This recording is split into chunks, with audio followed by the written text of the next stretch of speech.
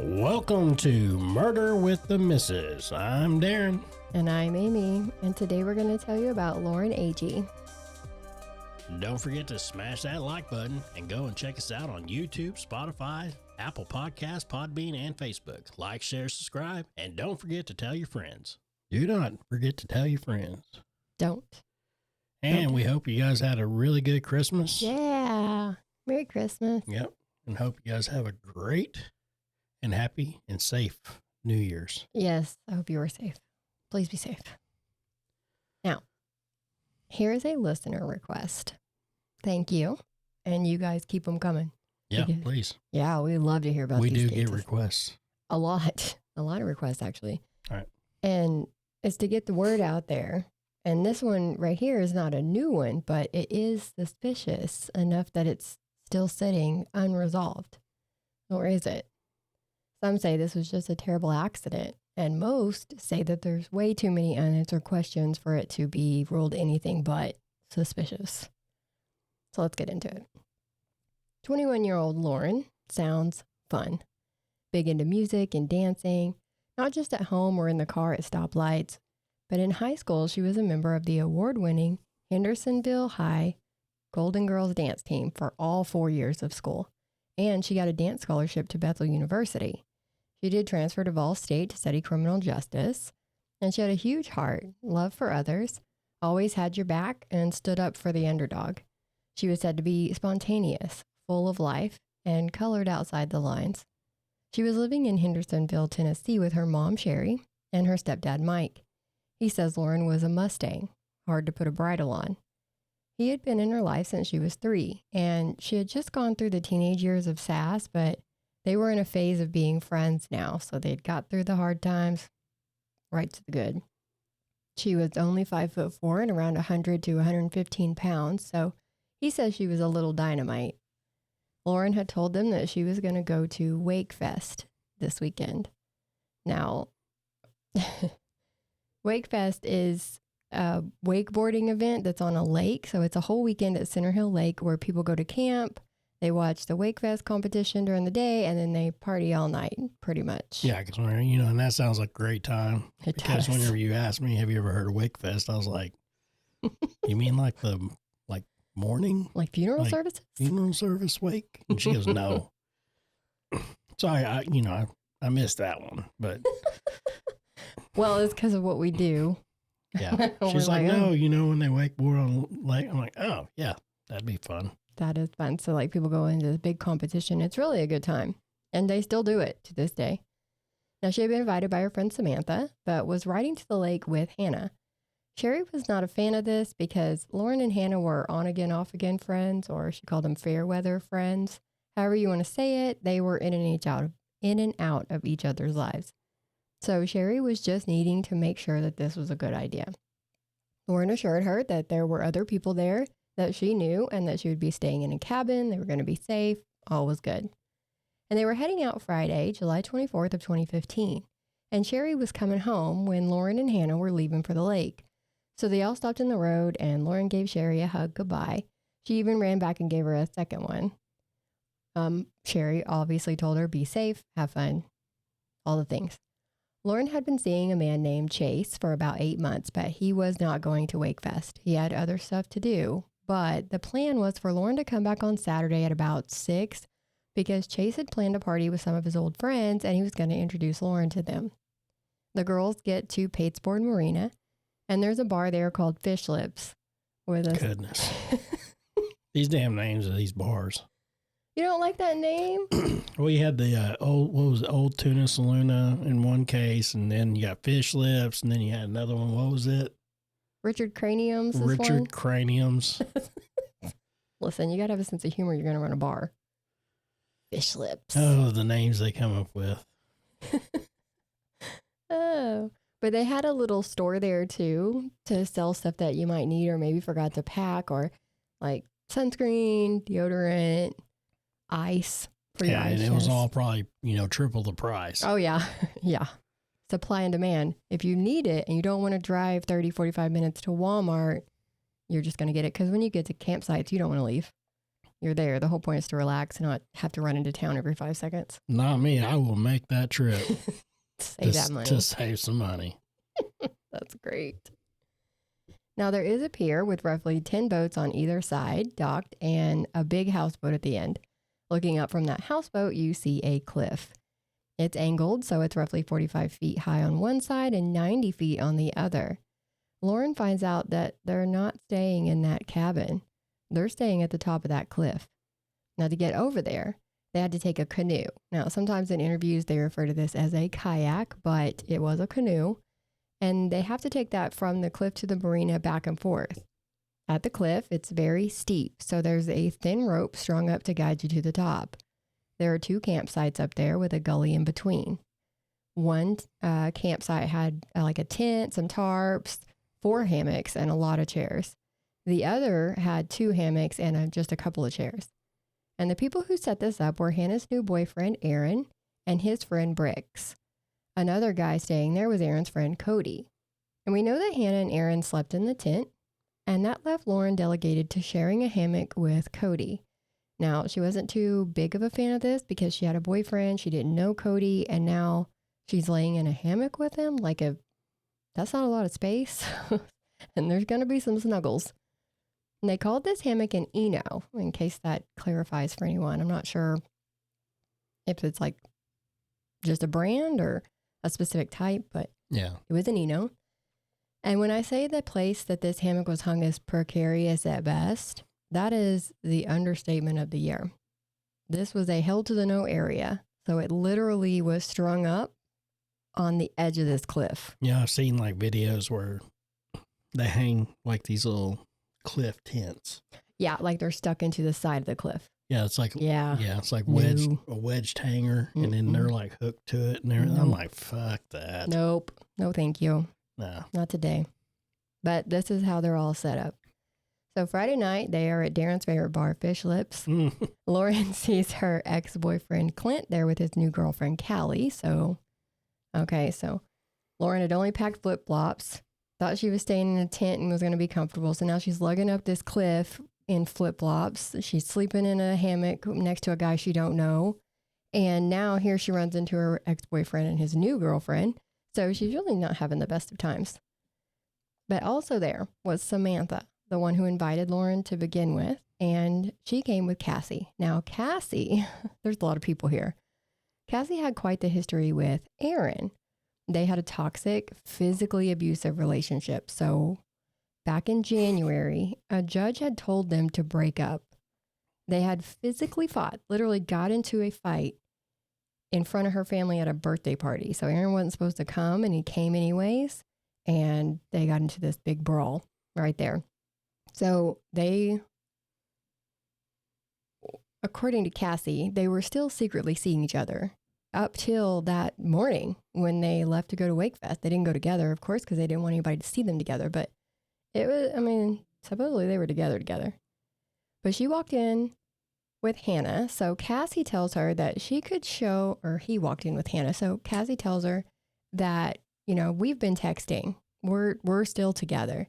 I can show you. I have texts on my phone out in the car because there's spotty service. So nobody's really carrying their phones around. Can't charge them anyways most of the time. So she's like, just come out to the car with me and I'll show you. Don't go outside. Oh, they're going to go outside. Don't do it. Now, once outside, Hannah allegedly grabbed Cassie from behind by the hair, pulling her to the ground and hitting her. Told her not to go outside. She didn't listen. I guess I didn't say it loud enough. You did whisper. Yeah. She didn't hear you. Don't go outside. Don't do it. Well, she did it. Run. But you would think Cassie's the one who was like, come outside, but it was Hannah's the one who grabbed her. So I guess she was just preemptively striking. I don't know. I know. So Cassie leaves the marina. She's done. She don't want nothing to do with this. But all Samantha's stuff was still in that car. So Lauren's like, you can just stay with us. Come up here and stay with us. And she's like, they walked to the end of the pier and she's like, where are we staying? And she's like, oh, up there. And she's like, great. So it's important here to note that when they were on that pier, she's like, how are we supposed to get over there? And Lauren's like this. And she yells for somebody to come and get them. And someone yells back. that they're going to be there in 7 minutes because that's how long it takes to row the canoe from the cliff to the marina. Now, the Wakefest competition was about 6 miles from the cliff. It is reported that Chris had a boat there and they took it to Wakefest on Saturday. At some point on Saturday when they got back, according to the cliff campers, Lauren did a cliff dive, but she hit her head and possibly knocked herself out for a few seconds, and she had bruises like all over her arms and stuff from it. She took some pain meds, just like over-the-counter stuff from what's been said. And Samantha decided she was done. She's ready to go home. She had a kid at home and she wanted to get back to. And Lauren wasn't having a good time because this is just like not her weekend. And so she's like, you know what? I'm going to go with you. But she went to find Clint. And when Samantha didn't see her at 5:30 that evening, she texted Hannah and Lauren that she was leaving, even though she knew that they might not get the text because, remember, spotty service. But she wanted them to see it. Like, if you know how you don't have a signal and then you get a signal and it all comes through. She just wanted to let them know. And she told Lauren to let her know when she got home because she wasn't waiting anymore. Whoops. Yeah. No, she definitely wasn't waiting around anymore. No, she was done. No. She was out. There was an off-duty cop from another county working security named Chris. He remembers seeing Hannah, Aaron, and Lauren at Fish Lips. And Chris, the camper, had passed out on a houseboat at the pier after he'd been drinking all day. But Lauren, studying criminal justice, ran up to Chris, the cop. She seemed more outgoing than the other two, according to him, but she was asking him all about being in law enforcement. He remembers them because of that, of course, and the fact that they had a 6-month-old German Shepherd puppy with them that we find out later was Aaron's emotional support dog. Her name was Virginia, in case you're wondering. We know that around 10 to 11 that night, Lauren texted her friend Jade asking her to come and pick her up. She wasn't having a good time, but that didn't end up happening. We know that she ran into some of Clint's family, that's the ex-boyfriend. They all got along, so she hung out with Evan and his mom in Fish Lips. At around midnight or so, Mom decided to call it a night and go back to her houseboat. She left her credit card with Evan to buy Lauren's drinks. Now, the tab was reportedly only about $35, including the tip. Which was weird to me because with how expensive it is to go to the bar, well, they have like one drink. Is she drinking water? Maybe two. Maybe two. Anyway, Lauren did ask if she could stay with them that night on the boat. And he said his mom wouldn't care, but Clint and Callie were staying there, so. Unless it was like bucket of beer night. I mean, I'm sure they had some kind of specials because of Wakefest. Yeah, I bet. But like I said, Callie and Clint were going to be staying on the boat too, so she decided she didn't want that either. So they all leave Fish Lips, and Lauren went down the pier while Clint, Callie, and Evan went up to the RVs to hang out with some other people. And there are some conflicting stories going forward. Hannah would go on to say that Lauren ran into Clint and he either pushed her away or walked away from her. Clint did say that earlier that evening, Lauren was walking in his direction and he changed direction, just like saw her coming and was like, "You gotta go." Then, leaving Fish Lips that night, she walked out with Evan, but that was as close as they ever got to each other. He said he never saw her or never touched her and never talked to her. He obviously saw her. So he definitely didn't push her away. He definitely didn't. Well, he did walk away from her, though, I guess. Yeah, but not with his new girlfriend right there. Yeah, no, he's not going to go talk to her. Yeah. Like, hey, please hold on, babe. I'm going to go talk to my It's like ex. a death wish. He wanted to have a good weekend. Yeah. Now, he would later say that he was focusing on his new relationship and he had actually even blocked Lauren on his phone and stuff. The conflicting stories don't stop there. There was an issue over whether Lauren even came back to camp that night. And we'll get into that a little more in a minute, but yes, she did go back to camp. Chris the cop knows that they all, including Chris the camper, canoed back to the cliff. So they went and got him off the houseboat and they all went back to the cliff. Now the canoe they had was only a 3-person canoe, so it took them a couple of trips to get over there. And this was sometime between 2:30 and 3:30 a.m. Sometime before 8 the next morning, or I guess later that morning, Hannah comes out of the tent and only sees Chris the camper in the hammock. She asked him where Lauren was, and he said she got up at some point but never came back. Hannah thinks that she must have went to pee, so they had a designated spot to use the bathroom where you'd have to hold on to a tree branch so you didn't fall. I guess I'd put that in the problem category. Maybe that's me. She went over there, but didn't see Lauren. Also, Lauren's flip-flops, phone, everything she had was at the camp.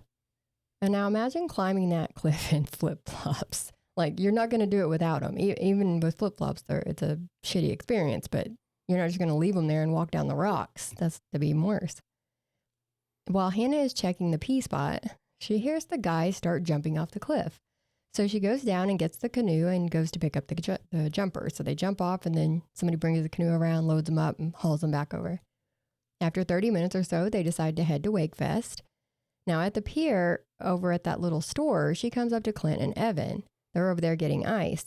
And she asks them if they've seen Lauren, telling them that she didn't come back to camp that night. But she did go back to camp that night.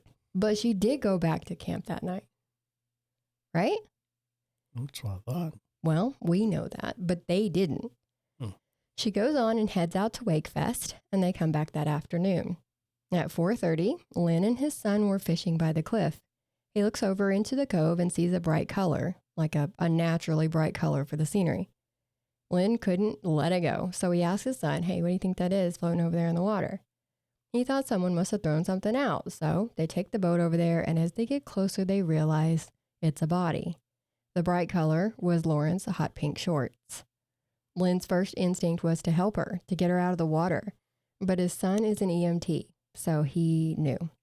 He told Lynn it was too late, and they didn't need to touch her.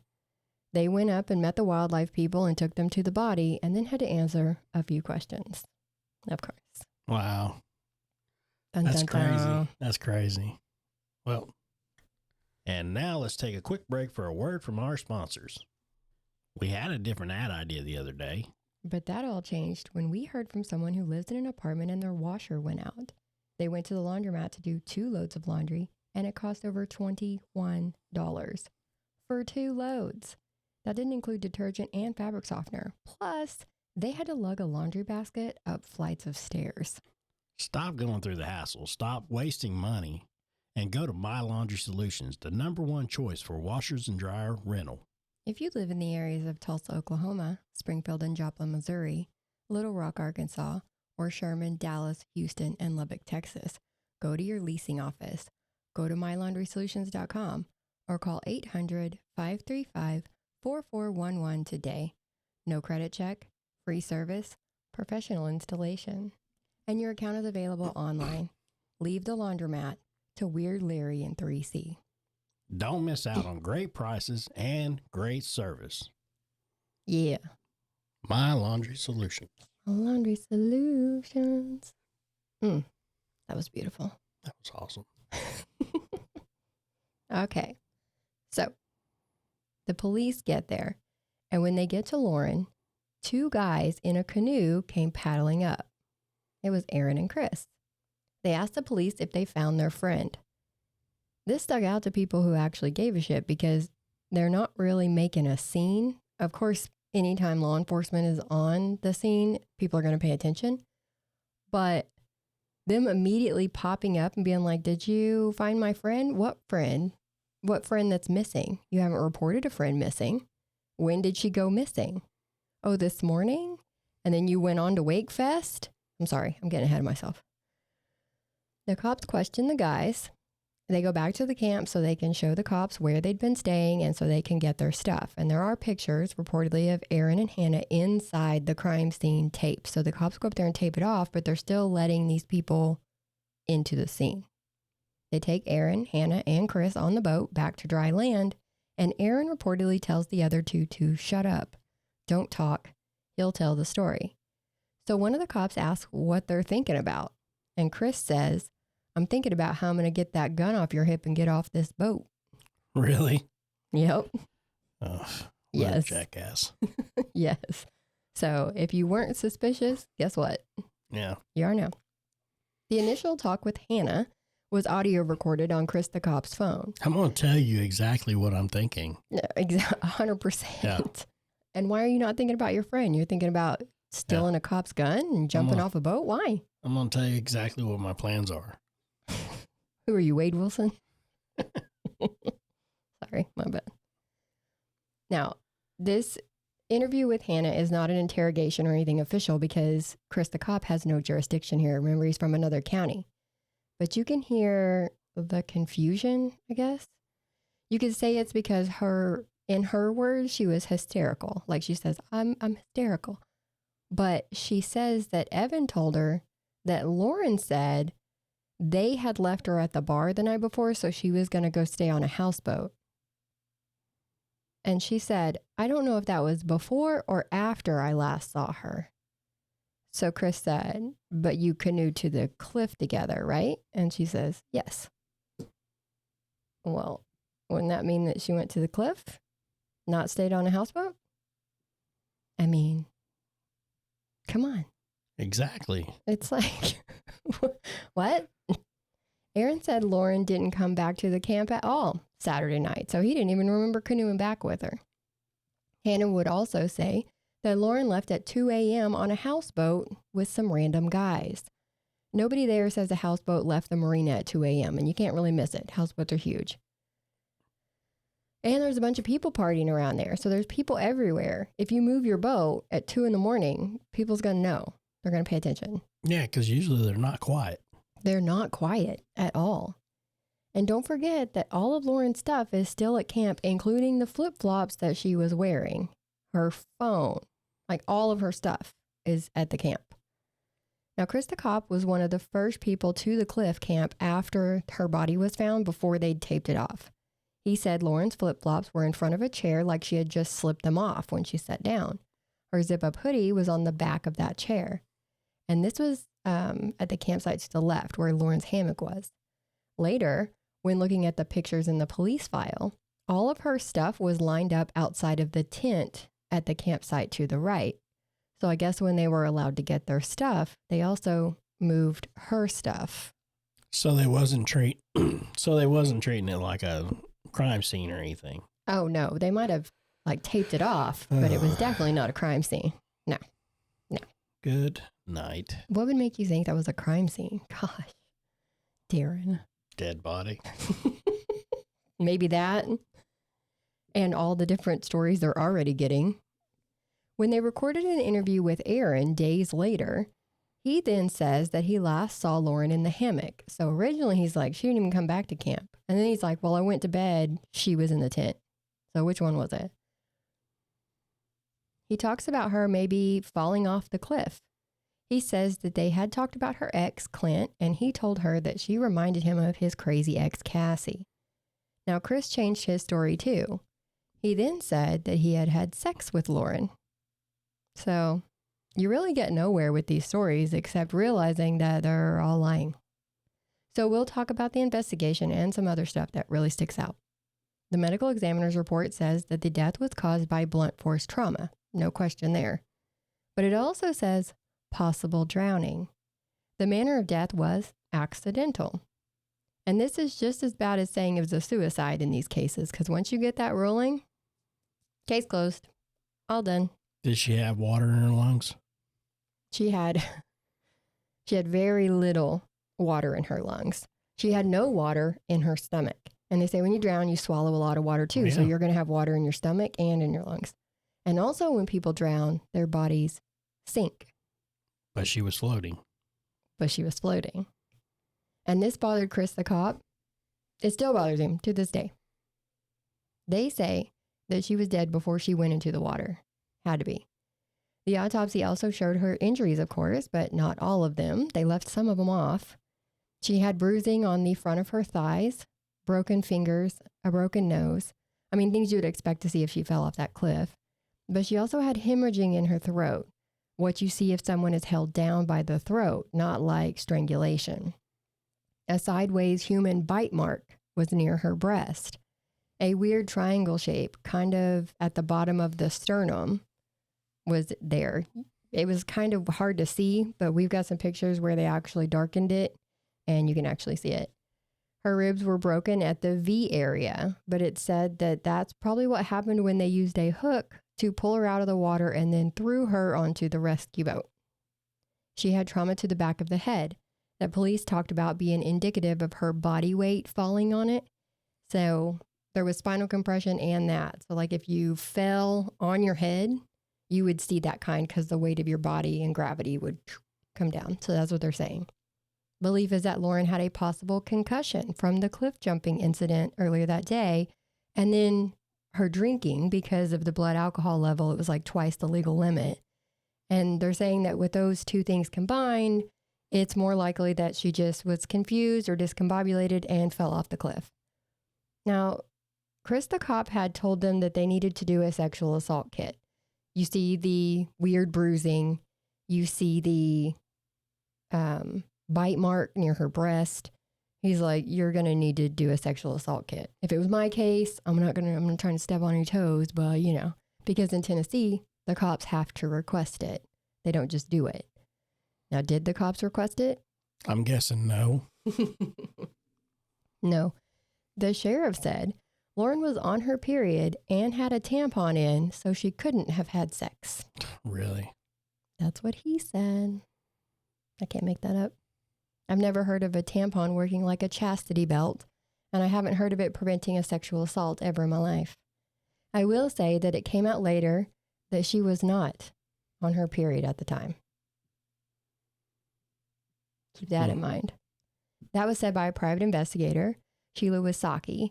She did the podcast Without Warning, so if you want to deep dive on this case, that's a good place to go. She interviews all the people involved. She was involved in this journey since it started, and Lauren's season is case number 1. Now, in a videotape deposition, DeKalb County Detective Jeremy Taylor talked about his 2-month investigation. That's how long they looked into it. He said he did not listen to the 911 calls from that day, so he obviously didn't interview the people who made the calls. When asked why, he said, I just didn't. He did not know when was the last time she was seen alive because he could never narrow that down. He didn't talk to the people who had houseboats docked closest to where the body was found. He didn't look for anything at the campsite that could have been used as a weapon, like rocks or anything that may have had, blood on it. He didn't look at the current on that day to see if it was even possible that Lauren fell off the cliff at her campsite and for her body to be able to make its way around to the other side of the cove. Because you've got this cliff. Hang on, here I am. I'm right here. You got this cliff. Lauren's camp was on this side of it. Her body was found in a cove on the other side, all the way in the back. So they're like, the current was going the opposite direction that night, according to hydrologists. So it was not possible for her body to have fallen off and her make her way into that cove. Now, by the time they actually talked to the other cliff campers, it was over a week later, and they admitted that they had talked to each other about the case the whole time, like the whole week. So they didn't even talk to the guys who found her? They didn't talk to the guys who found her. They didn't talk to nobody. They talked to the people that were... They was just ready to close it. They were done. It was just like, whatever. Well, once you listen to the deposition of the cops and stuff that were involved, the guy who handled the investigation had no crime scene experience. He'd never handled a murder. He talks about his training, and it takes all of about 2.7 seconds to talk about all the training he's had. So it's like, he was really, I don't know how he got promoted to detective, but he made it. Now on the podcast, there are clips of Sherry on the phone with law enforcement, and she's telling them that the clothes that Lauren was found in were not her clothes. A lot of people believe she had been wearing white shorts on Saturday night when they saw her, but her white shorts that she had taken with her were not at the camp. She was found wearing hot pink shorts, remember? And Lauren only owned one pair of pink shorts, and they were at home with Sherry. She didn't even take them with her. Her bra strap was twisted, which as a woman I can tell you is damn annoying. She had 3 clasps on the back of the bra, and only one was hooked to the very top one. Now, the weirdness of the clothes is enough to question if she dressed in a hurry or was dressed by someone else. Maybe she was concussed and drunk and ended up putting on Hannah's clothes on accident. But Hannah said those weren't her clothes either. Those were Lauren's clothes. So who knows best, Hannah or mom? Because her mom says she was still living at home and she didn't have a job. So everything that she was able to purchase, her mom is the one who purchased it for her. So she knew what she had and what she didn't. I don't know. I'm just throwing that out there. Also keep in mind that if she fell off that cliff, you would expect to see maybe rips or tears in the clothes, maybe grass or twigs in her hair. Something. But there was nothing. The clothes were fine. They weren't dirty. There was nothing on them. Nothing. So let's talk about the theories. Now, obviously, the one theory is that she fell on accident in the middle of the night. The PI went up to the cliff with some other people and a dummy and tried all kinds of ways to recreate an accidental fall from different places and different heights, and it never ended up in the water. You would have to jump out, like when you're cliff diving, to actually hit the water after you jumped off the cliff. Now, I would expect that if she fell, also she would have yelled out. You know, if you're going to fall off a cliff in the middle of the night, you're going to yell something. Usually, fuck, if you're me. But you're going to yell something. And we know that they were able to yell up from the pier to tell people when to come get them from the cliff. So you could obviously hear that close. Now, had she yelled, you would think someone would have heard her. Yeah, but, you would hope so. Yeah, and maybe they did. But the cops never asked anybody. Well, no. So, and everybody who comes forward and says stuff, they don't seem to take it very seriously. So it's like, what do you want me to do? Another thing is the gully between the campsites. Remember, I told you they were separated by a gully. The difference in height of these campsites is about 8 feet because of that gully. One theory is that she actually fell there, or that something happened on that cliff. She had the bruises on the front of her thighs, remember? So belief is that was from somebody pinning her down, like sitting on her or whatever, and pinning her down. So something could have happened accidentally, or someone hurt her on purpose and then freaked out. The triangle pattern on her chest, coincidentally, matches very closely to the stern of a canoe. So another theory is that they placed her on that, like held her body up on that, canoed back to that cove, and then threw her off into the water. Hoping that maybe she'd be found way later after they left, after Wakefest. Now, everyone at the bar Saturday night says that that interacted with her, says that she was not that drunk, including Evan, who was with her until she went back to that cliff, remember? But her blood alcohol level was twice the legal limit. And she had asked at least 5 people to take her home that night because the other campers took and hid her keys so that she couldn't drive drunk. And this brings in the suspicion of the tampon. Remember? If she wasn't on her period, why did she have a tampon in? Well, some believe that maybe it was an alcohol-soaked tampon. Right?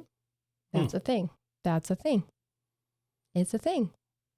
And we'll never know because it was never tested and it wasn't kept because this was not a crime. Remember, it was an accident. Would get in the bloodstream a lot quicker.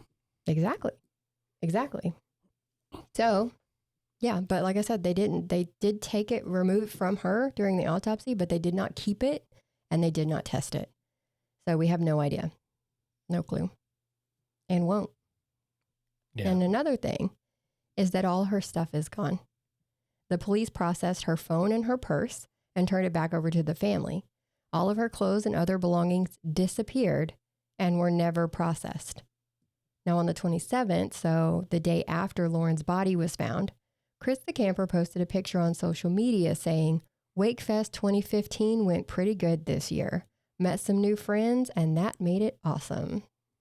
It's fucking people.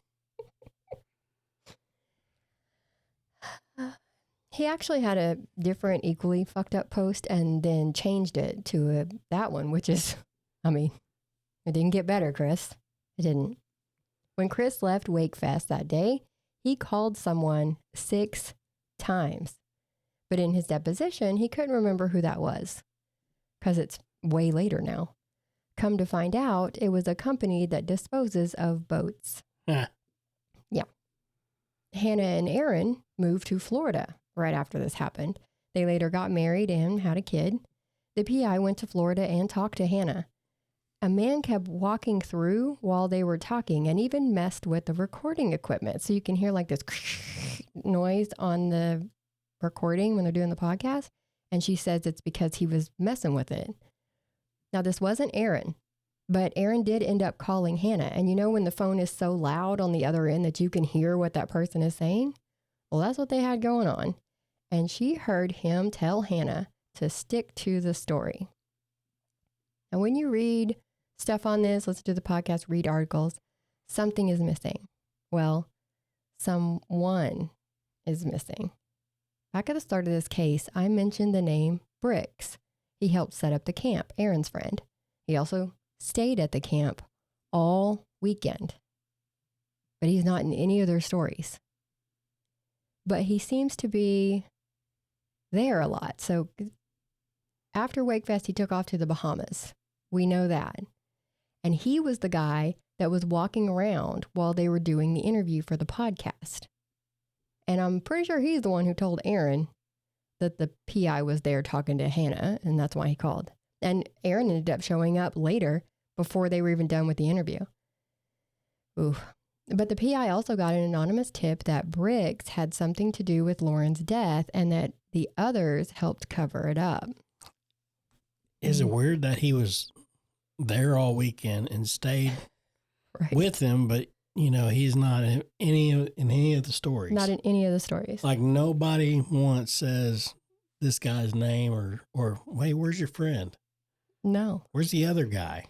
They don't even bring him into the podcast till like episode 4 or 5. Or any other camper there saying, oh, yeah, it was these guys, but there was one more. Yeah. You know, I don't know his name, but there was another guy here. Instead, it's like they came into the bar. Who's they? It was Aaron, Hannah, Chris, and Lauren. Like it's always like, so nobody. Not till later. Oh. Yeah. They do end up, oh, well, Bricks maybe, you know, when they start asking about him, then they're like, oh, yeah, well, he did this or he did that. But yeah, for the first part of this, like, they didn't even know that he existed. So weird. Another weird thing is that none of the campers came to Lauren's funeral. Chris, the camper, said that Aaron told them Sherry said that they couldn't come. But none of them had even talked to the family. Not to offer condolences, not to tell him to fuck off, nothing. And there's also a Hannah theory. Aaron had been texting Lauren that weekend. Actually, he's the one who texted Lauren like a week before Wakefest, telling her to tell Hannah to unblock him so that they could start talking again. And then next thing you know, they're together. Now, if Hannah had been so mad that Cassie had just told her about those text messages between her and Aaron that Hannah put hands on her, maybe she went through Aaron's phone and saw the messages to Lauren. So she started shit with her and it maybe got out of hand. Or Lauren fell in that gully and they all freaked out. I could go on all day with theories because there's a bunch. And there's just so much speculation because nobody actually looked for any evidence for anything else that could have happened. Sherry did file a wrongful death lawsuit in 2016 for $10 million against Aaron, Hannah, Chris, Bricks, and then like some John and Jane Does. Hannah's answers were almost all the same. Did you cause physical harm to Lauren? I plead the fifth. But they went back and forth until the case was dismissed in 2017. The FBI did look at the case, but closed it. And Sherry sent them a FOIA request for their information, all their stuff they gathered in the case, and they told her it would take 79 months. 6.5 years? 6.5 years. Wow. So she was like, okay, cool. I'll be waiting. And then they're like, okay, but it's also going to cost you $500. Yeah, they're just trying to deter. 6.5 years? Come on. So Sherry, the PI, and some victim family members from other cases went to D.C. to meet with Congress and the Senate about a little thing called victims' rights. Yep. Congressman Scott, I can't even pronounce. Darren, you say that word. Do you see that word? Can you say that word? The Harleys. Congressman Scott agreed to look into rewriting the homicide victim rights bill. So yay for that. Congressman Mark Green agreed to look into the FBI's policies. So hopefully they can make a change because 6.5 years is fucking ridiculous. Yeah. And that's where we are with this case. It's considered done. This is one that had heavy coverage like 4 or 5 years ago, but now not so much. And I think these cases are important to show that it's imperative to treat these deaths like a homicide until you prove otherwise. We've said it before. I'm a broken record. Maybe someday they will. They didn't even look to see if they could find where she fell off the cliff. Like or anything. The cops could not tell you. The sheriff, they're like, where did she fall off? I don't know. And they're like, well, they threw a dummy off of it and couldn't get its land. He was like, probably because they weren't throwing it off in the right place. And they said, okay, where's the right place? And he's like, I don't know.